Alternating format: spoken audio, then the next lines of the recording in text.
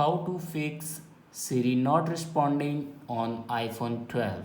So let's start the video. First of all, here you can test our Siri. Hey Siri, how's the weather? Now here you can see Siri tell us our weather but not spoke anything.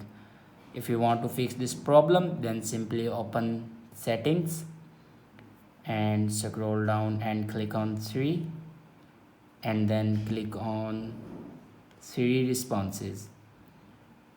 Now if you select prefer silent responses, then Siri give us a silent responses, not our spoken responses. And if we select as a prefer spoken responses, then Siri give us a spoken responses, not a silent responses. Now here we test as our Siri. Hey Siri, what is the day? It's Tuesday.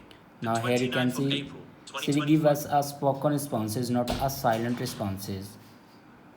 I hope this video is helpful for you. Thanks for watching.